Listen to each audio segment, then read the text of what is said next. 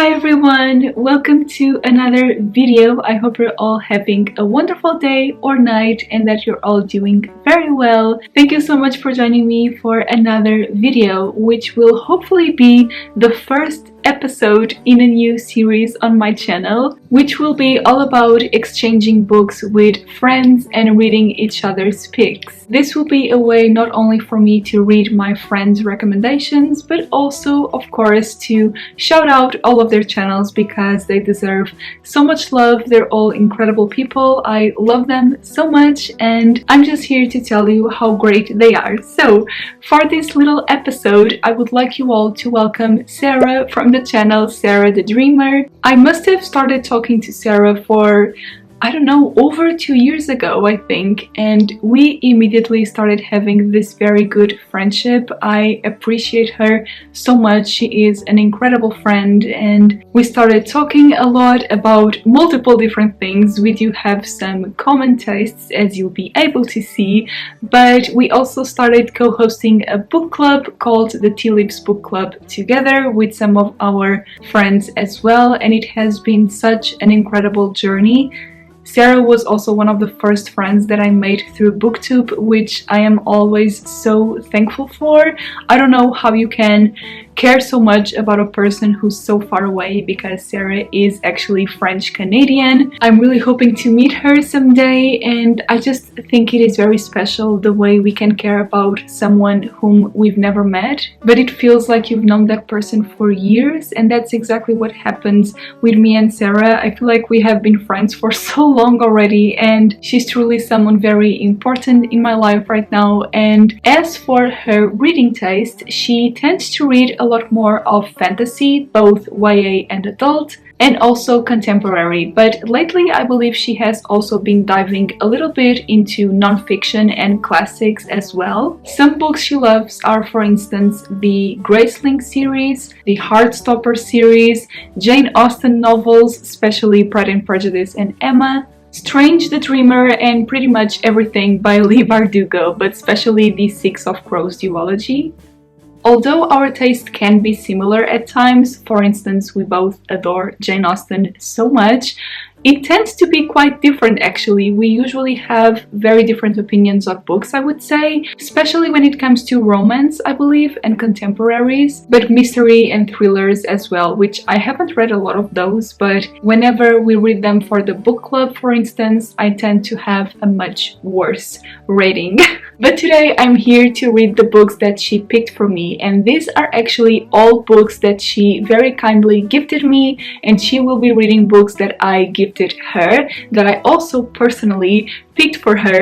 And of course I will also link her video in the description for you guys to check it out. She is a wonderful creator, very funny, especially when she doesn't like a book.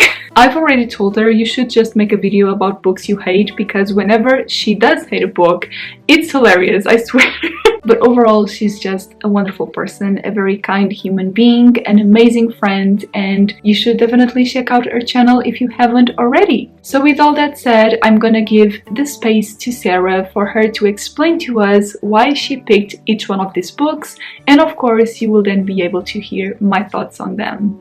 Hi everybody, it's Sara from the channel Sara the Dreamer, and Mary asked me to talk about the books that I picked for her to read in this video, so here I am. The first book that I picked for Mary was honestly such a no-brainer, and I'll explain why in a minute, but that book is The Guernsey Literary and Potato Peel Pie Society by Mary Ann Schaffer and Annie Barrows. The reason why I decided to pick this book to send it over to Mary is because, I don't know if you remember this, Mary, but this is one of the first books that we talked about together, because after we started to get to know each other and become friends, we started to realize that we had a lot of common interests, including our undying love for Downton Abbey. I remember vividly we were talking about Downton Abbey at some point, and I had read this book a couple of months before then, I think, and I told you that this book gave me Downton Abbey vibes at the time, and you said, oh my god, that sounds so interesting, I should probably read that.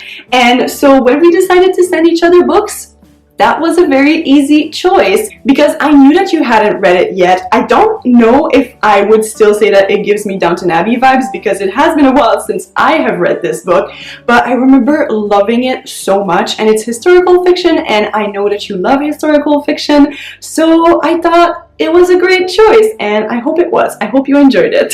Thank you so much to Sara for choosing this book, because honestly it gave me the coziest, warmest vibes that I could possibly ask for during a time when I really needed it. Despite it taking place after a horrible time in history, because it does take place after World War II, I think it has just the right amount of both a discussion about those awful events and what people had to go through, but also this very charming story about how people came together and were able to live through such an awful time through books and through stories. The entire book is written in letters, which at first I didn't know exactly how I was going to feel about that, but turns out I absolutely loved it. Also because I believe it reminded me of a time when this was really the only way people were able to communicate, and so they really put their heart and souls into writing letters to each other, talking about their lives and routines, feelings, thoughts and experiences in such a meaningful way. I think they took so much care into choosing these words and really connecting with someone through these letters, and it was so wonderful getting to know each one of these people through their point of view about both the war and how they lived, what they witnessed, which there are a few awful things here. Be aware of some trigger warnings for that, because of course when you talk about war you also talk about death and loss and violence, which is awful. But it felt so personal reading about that. Even though this is about fictional characters, you can tell that this was someone's story and you can never forget about that. So I just absolutely fell for everyone. All the characters were so charming and quirky and fun to read about. I wanted to get to know them personally and have a cup of tea and discuss books with them. There are so many discussions here about art and books and how in a way all of that saved them from complete despair during war. It was a way for them to find this sort of safe place and a way to not only talk honestly and openly about their sorrow, but also to find a humorous way to survive through books and reading with friends, writing with friends about random things really. And it is just so endearing to read about a book set in a small place where everyone found something in common to, in a way, overcome their grief, I would say. Not in a complete way, of course, because everything these people witnessed through war will never disappear, but at least they found something that kept them going. And like I said, I think this book has the perfect balance between that, between showing us a very harsh reality while also providing us with this very lovely picture of a small town with such extraordinary people. The protagonist as well, she was amazing. I mean, she wrote an Anne Bronte biography. How could I not love her? She's funny as well. All the letters that she exchanges with Sydney and Sophie, I think their relationship really stood out to me, and it is amazing the way the authors can do that only through letters. You never have any direct dialogue or narration or anything. It is just a bunch of people trading letters, and we get a full story out of that with such character development as well. All these people have so many layers.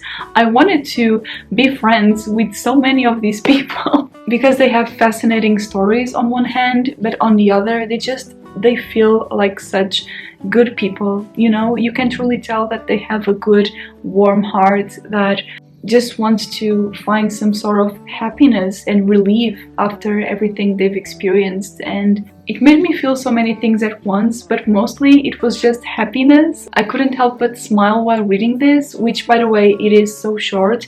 Even if you're usually not a fan of unique formats like this one, I would say this one is pretty easy to get through, because not only is it quite short again, but also the story just moves on so fast. Even though this doesn't really have a plot per se, I mean it does, which connects all the characters, but it is really about the people here and how special it can be to feel connected to everyone else when everything seems lost. I adored it completely. I think the only thing I was not such a big fan of, I would say, was the ending, because it felt a bit abrupt comparing to the rest of the book, I would say. But also maybe that's just a way of me saying that I never wanted this book to end.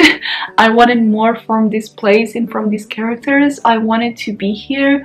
Also, I just love the little reflections that we have here and there about love and companionship, but also what it feels like reading a book and relating so much to it. Just little snippets of amazing thoughts that are here throughout the entire book. The first one I really loved was when Juliet was writing to Sophie about her marriage, let's say. If you know, you know. But she says, "I do not want to be married just to be married. I can't think of anything lonelier than spending the rest of my life with someone I cannot talk to, or worse, someone I cannot be silent with." I think that's beautiful, because honestly, I feel the same. And another one about reading this time, it says, "That's what I love about reading. One tiny thing will interest you in a book, and that tiny thing will lead you into another book, and another bit there will lead you into a third book. It's geometrically progressive, all with no end in sight, and for no other reason than sheer enjoyment." Reading stories just for the pleasure of reading stories and discovering new books that way, and having that as a way of forming new relationships is just wonderful, isn't it? And I think it is something we all like, right? And I'm glad for another thing, which is the tone of this book reminded me a lot of another one, and I have been planning this video, one of those where you recommend a book based on another one that you enjoyed. I've been meaning to film a video like that for ages, and now I think I have another match. So I think I'm gonna film that video soon. But anyway, if you haven't read this one, I couldn't recommend it more. I know there's also a Netflix movie, I believe, with Lily James, so you know I'm going to watch it. I cannot wait to see how they adapt this story. I think it has a lot of potential, honestly, so I'm really looking forward to watching the movie. But overall, it is a beautiful story, just a beautiful story, and it made me so happy. So I really adored this one. It is a very high 4 stars, I would say, maybe 4.5. So I absolutely loved it.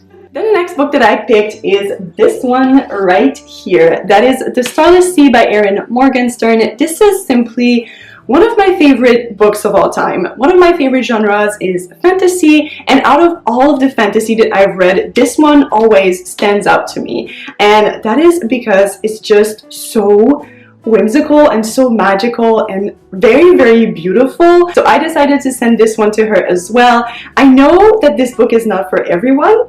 I know that a lot of people think that it is too nonsensical, that things are left unexplained, and they don't like that, and it goes into so many directions all at once, and I agree with that.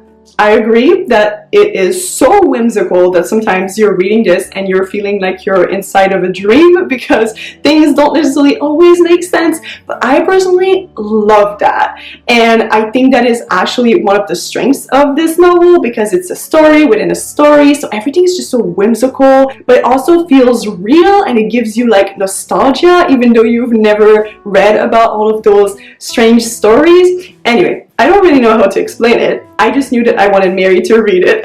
And Mary, I really hope that you enjoyed this one. Honestly, this one was a little bit scarier for me to pick for you because I never know how people are going to react to this book. I just know that I love it so very much, and so I wanted to try to share it with you. Okay, Today is a weird day because I'm finally here to talk to you about this book, The Starless Sea by Erin Morgenstern.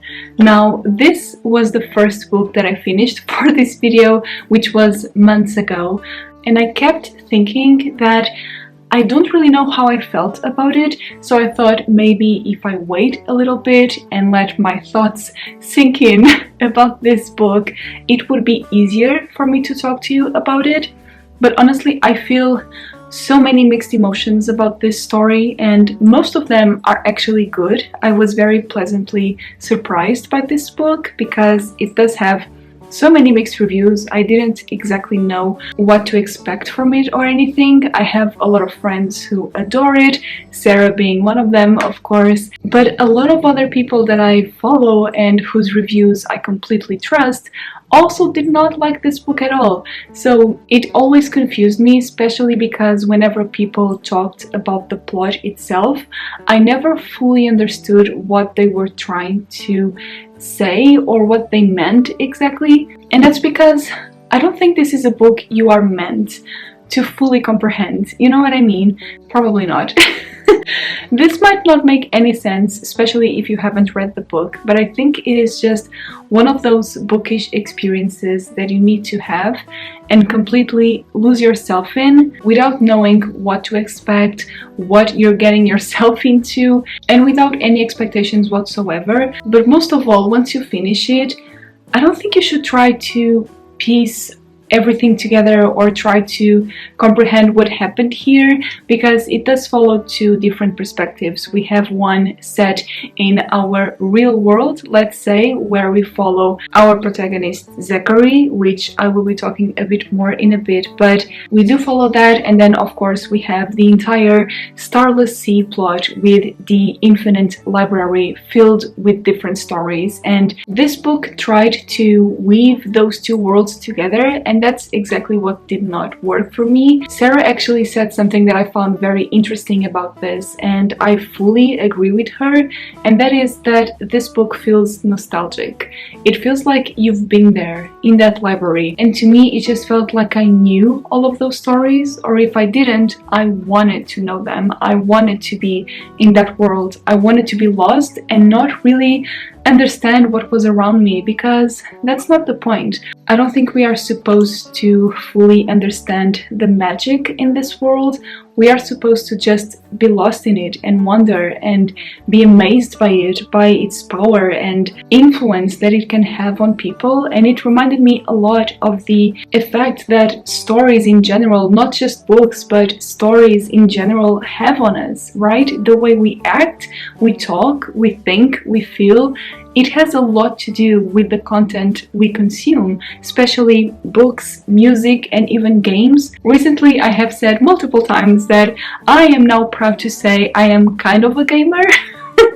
Kind of. I am just getting into the whole world of video games, and there's a character here at the beginning of the book who says that RPG games are the future of storytelling, and I found that so beautiful because this book explores so many different mediums of telling a story, and each one has so much importance and so much influence on the person we are hoping to become. And that entire feeling is something that I find so beautiful. The Starless Sea even made me go back in time and remember those first days when I was trying to learn how to read, and mostly how to enjoy reading. I remember the first book series I've ever read and absolutely adored, which was the Mallory Towers by Enid Blyton. And this feeling of being so captivated and so lost in a world that apparently you cannot distinguish it from the real world anymore,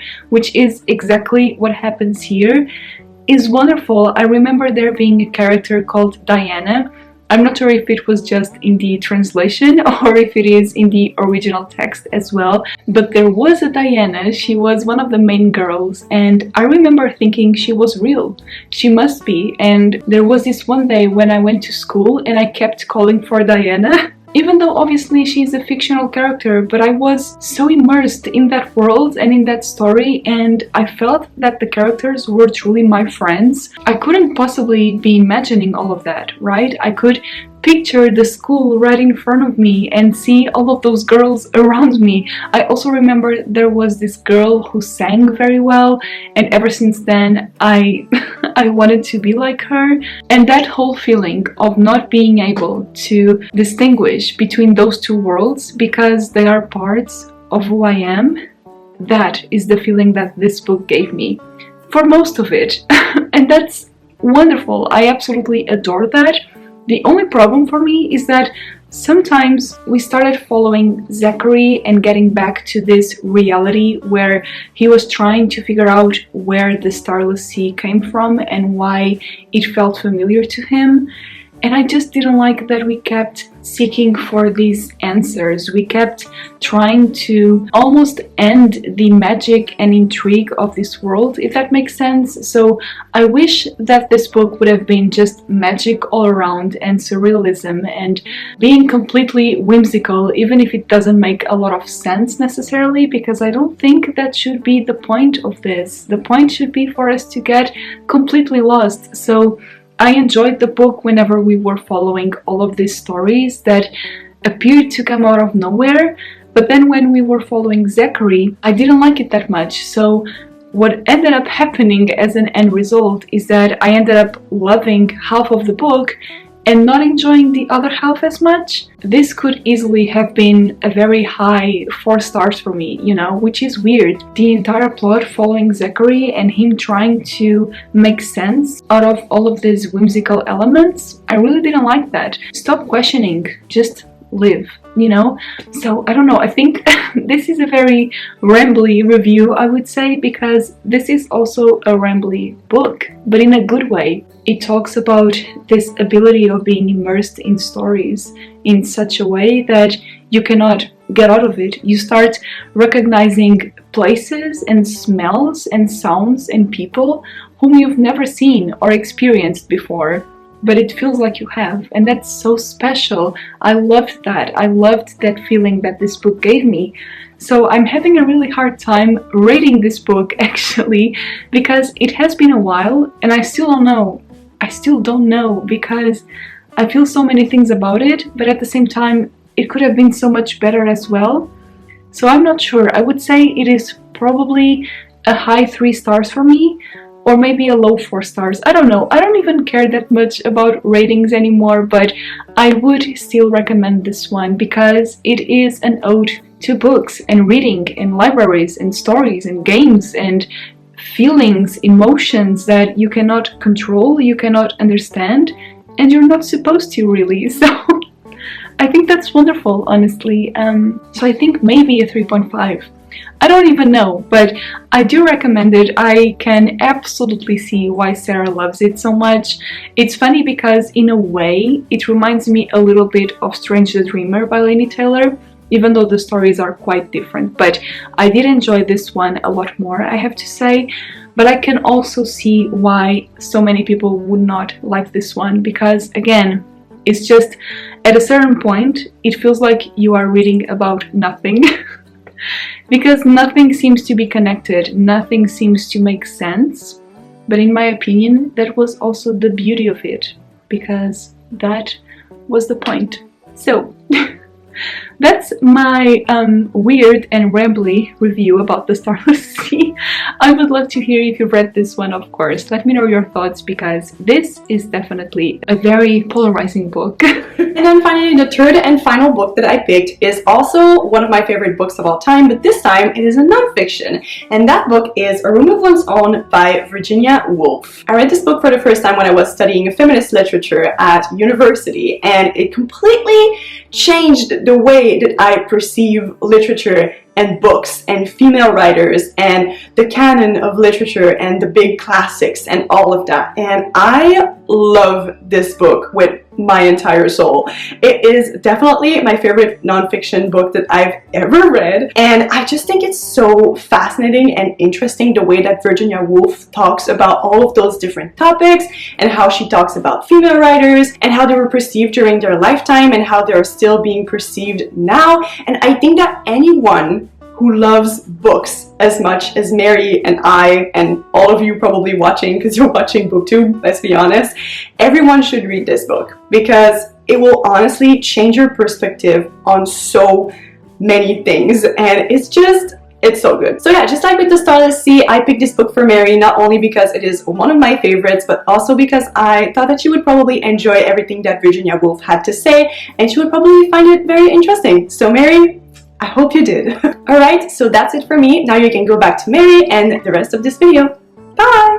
I don't know what I could possibly say about this book that hasn't already been said. The only thing I can think about is women. They have minds and they have souls as well as just hearts, and they've got ambition and they've got talent as well as just beauty. Right? I mean, it is so strange to think about the progression of time and social environment when it comes to economical aspects and political as well, how all of that can influence the writing of women and how it has influenced the writing of women for the longest time.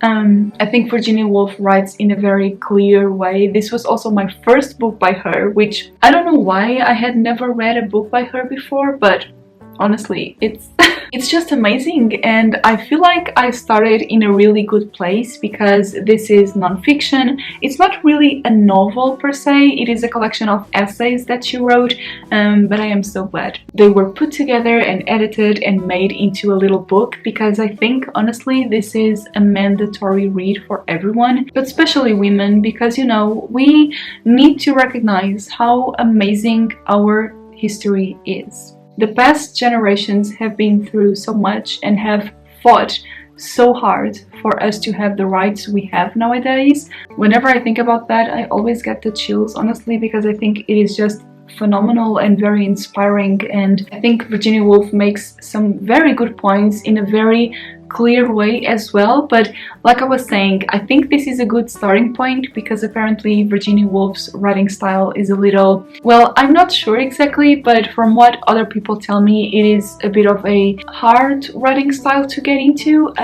Please let me know which novel by her you would recommend me to read first. I know quite a lot of my booktube friends love her books, and I am excited to finally be part of the Virginia Woolf fan club as well because this woman is amazing. She can write so beautifully and eloquently and just really analyze history and its influence, particularly in such a profound and new way, I would say. I think this book gave me a new perspective on so many factors that I didn't even take into consideration when thinking about books, but it makes so much sense when you think about it, and I think it is amazing that you have all of these ideas in such a tiny little book that, again, I would just recommend to everyone to read. She even makes very hard questions, which I think are on purpose to get a reaction from the reader, such as, I think she starts comparing Jane Austen with Emily Bronte, is that it? And asking who do we think was more intelligent,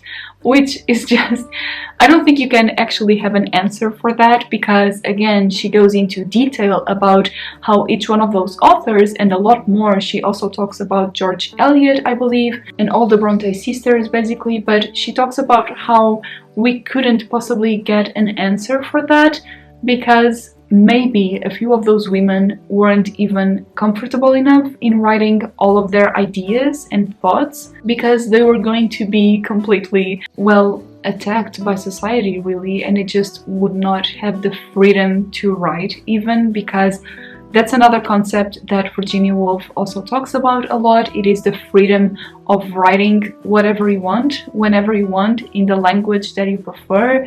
And that sole idea of women not being free to write is something that really stood out to me, you know, because I had never thought about it that way. So it's great that we get to have this big analysis that really opens our eyes for a lot of things we probably hadn't thought about. And I also believe it is one of those books that I will once in a while reread, even if it is just a few passages and a few quotes here and there, because there are so many brilliant ones here. I did listen to the audiobook, which is something that I usually don't do with classics, precisely because I like keeping track of my favorite quotes. So one day I'm hoping to reread this physically and be completely stunned by her writing and ideas, because they are so important. There's also this idea that Virginia Woolf starts to present as if during the 20th century or 21st century women will be completely free, they will not have any problems whatsoever, which of course that could never be true for anyone really, not just for women, but there is that hopeful tone, I guess. And obviously that just made me think about how grateful I am for all the progress that society has made. And yes, we do have a long way to go, but talking about women's rights specifically, I think we should never forget everything that so many incredible women had to go through in order for us to get the rights that we now do have. I'm just hoping that one day we get to that point where all women have the exact same rights and freedom and ability to feel empowered. I still believe we'll get there someday. Eventually, it will take a while. I'm not as hopeful as Virginia Woolf was, I guess. But anyhow, again, I just think it is an amazing text and I would recommend it to everyone. And I'm really glad I finally read one of her works. And now, again, I just need your recommendations. Which book by Virginia Woolf should I read next? Let me know.